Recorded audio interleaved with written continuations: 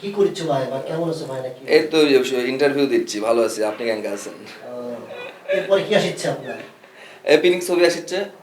পিনিক আপনার কি পিনিক ধরাবে মানুষের মধ্যে নাকি? মানুষের মধ্যে, সিনেমার মধ্যে তো পুরোটাই পিনিক। দেখলে মানুষ ভাল লাগবে, মানুষের ভালো লাগবে? ভাল লাগবে। হ্যাঁ করছেন? সত্যি কথা বলছি। ভাই যারা পিনিকে থাকে তারাই সিনেমাটা বেশি পছন্দ করবে নাকি? পিনিকে সবাই থাকি, সবাই একটা পিনিকে আমরা সবাই থাকি, সবাই একটা ঘোরের মধ্যে থাকি। তো এটার একটা আমাদের লজিক, কিংবা আমার ডিরেক্টর স্যার বলছিল যে ছোট একজন ব্যবসায়ী যে মাত্র ব্যবসাটা শুরু করেছে, সেও চায় যে আমি অনেক বড় হতে, কিংবা সে চায় ব্যবসাটা একটু বড় করতে। তার একটু ব্যবসা যখন ব্যবসাটা আগের থেকে বড় হয়, যখন সে 2-4 জন লোকজন নিতে পারে, তখন তার মনে হয় যে আমি একটা কারখানা দিই। কারখানার পরে সে একটা ইন্ডাস্ট্রিয়ালিস্ট হয়ে যায়, মানে এগুলো স্বপ্ন থাকে। তারপর সে অনেক কিছু চায়, মানে একটা সিআইপি লেভেলে কিংবা বিশ্ববাজারে তার প্রোডাক্টটা পৌঁছে দেওয়ার জন্য। তো সেখান থেকে আসলে এটাও তো একটা পিনিক। আমি যে ছবিটা করছি এখন, ছবিটার নাম পিনিক। পরিচালকের নাম জাহিদ জুয়েল। তো এটা চরিত্রের লুক, চরিত্রটার নাম হচ্ছে পাশা। তো এটা পাশার লুক। পাশা আসলে অনেক কিছুই করবে। ছবির জায়গাটা থেকে আমাদের ফার্স্ট লুকে যেটা দেখা গেছে যে অনেকগুলো একটা কি বলে যে একটা গোডাউনের মধ্যে বসে আছে। গোডাউন জুড়ে হচ্ছে অস্ত্রের ঝনঝনানি, কিংবা অস্ত্রের একটা সারি সারি অস্ত্র থোকে থোকে সাজানো আছে। তো ওয়ান কাইন্ড অফ একটা গ্যাংস্টার বলতে পারেন। জনরাটা মোটামুটি একই বলবো না, আবার অনেকটাই একই। লোকাল থেকে কেন গ্যাংস্টার, আসলে গল্পের প্রয়োজনে গ্যাংস্টার। এখন গ্যাংস্টার আমি বলছি, আমি কতটুকু গ্যাংস্টার কিংবা কি টাইপের গ্যাংস্টার, এটা আসলে ছবিটি দেখলে বোঝা যাবে। লোকালে যেরকম আমি অন্যের জন্য কাজ করেছি, কিংবা ওইখানে একটা প্রতিবাদী ক্যারেক্টার, সব কিছু মিলে। আর এখানে আসলে পুরোই যেটাই করছি না কেন, সেটাই হয়তো বা নিজের জন্যই করছি, নিজের স্বার্থের জন্যই করছি। ভালো অভিনেত্রীর সাথে কাজ করলে আমি যতই খারাপ করতে চাই না কেন, সেটাও ভালোই হয়ে যায়। আমাদের ফার্স্ট লুকটা রিভিল করলাম, তখনই আমরা ঘোষণা দিয়ে দিয়েছি যে আমাদের ঈদুল ফিতরে ছবিটি মুক্তি পাচ্ছে। মুখোমুখি ঠিক আছে, এখন এটা নিয়ে স্ক্রিন কথা বলবে। এটার জার্নিটা একটু আমার ডিফারেন্ট। যেরকম আমার হেয়ার করতে এখানে প্রায় 2 থেকে 2.5 ঘন্টা লাগছে, আমি এখানে লেন্স ইউজ করছি, যদিও বা এখনো পড়তে পারিনি।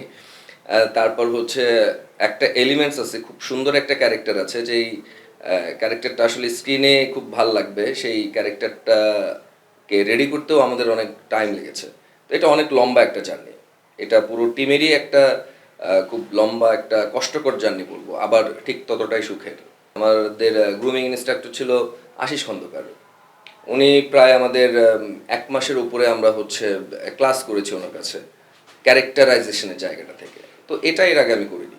পূজাও খুব ভালো অভিনেত্রী, সু অভিনেত্রী, বুবলিও খুব ভালো অভিনেত্রী, সু অভিনেত্রী, দুইটাই। বুবলির সাথে তো আমার এটা দিয়ে 3 নাম্বার কাজ চলছে। আর পূজার সাথেও আমি অলরেডি 2টা ছবি করে ফেলেছি। তো সবাই ভালো অভিনেত্রী, সবার সাথেই কাজ করতে ভালোই লাগে। জুয়েল ভাইয়ের সাথে আমার অনেক আগে থেকেই কাজের কথা কিংবা প্ল্যান চলছিল। ওনার হয়তো বা এটা প্রথম কাজ, কিন্তু উনি যেহেতু টেকনিক্যাল পার্সন, তো ওনার কনফিডেন্ট লেভেল অনেক বেশি। তো এইটা আমি এর আগে দেখিনি, কারণ আমি নতুন। আমার যারা ডিরেক্টর এর আগে এসেছেন, নতুন কোনো ডিরেক্টরের সাথে আমি কাজ করিনি। হ্যাঁ, আলোক হাসানের সাথে কাজ করেছি, নাকফুল, সেটা আলাদা একটা প্রজেক্ট ছিল। কিন্তু ওনার জায়গা থেকে, জুয়েল ভাইয়ের জায়গা থেকে আসলে আমি কাজ করে খুবই স্যাটিসফাইড। নতুন হলেও আসলে বোঝার কোনো উপায় নাই যে সে মাত্র শুরু করেছে এরকম। গত 3 দিন ধরে আমরা এখানে কাজ করছি। এটা যখন আসি, যখন যাই, মানে সবসময় একটা হই হুল্লোড় কিংবা একটা রমরম অবস্থা, একটা খুব ভাল লাগছে। এটা আসলে ভাষায় প্রকাশ করে বলার মতো না। এফডিসি আসলে এফডিসি।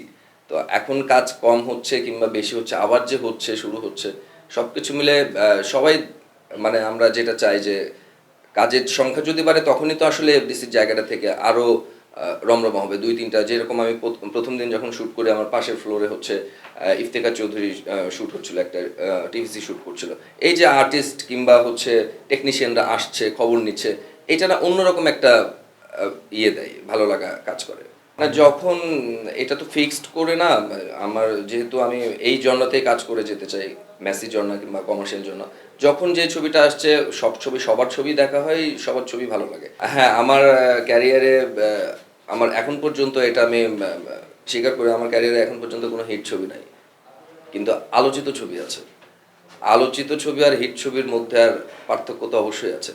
তো ইনশাল্লাহ হয়তো বা এই জন্যই তারা চায়, তাদের চাহিদা অনুযায়ী, কিংবা তারা তো অনেক আগে থেকেই, তারা তো আসলে পুরাতন ব্যবসায়ী, হল মালিক যারা যারা আছেন, এখনো যে হলগুলো আছে, এটা তো একটা শৈল্পিক ব্যবসা। তো সেখান থেকে তাদের যদি মনে হয়, তো এটা তো অবশ্যই ভালো লাগা কাজ করে, কিন্তু তারা তো দেখতে পায় সব কিছু। মৌসুমী প্রযোজক হিসেবে থাকতে চাই না আমি। দেখেন, গত 2 বছরে আমি 4টা ছবি রিলিজ করেছি, তাহলে মানে 2022 থেকে 24-এর মধ্যে আমার 4টা ছবি রিলিজ।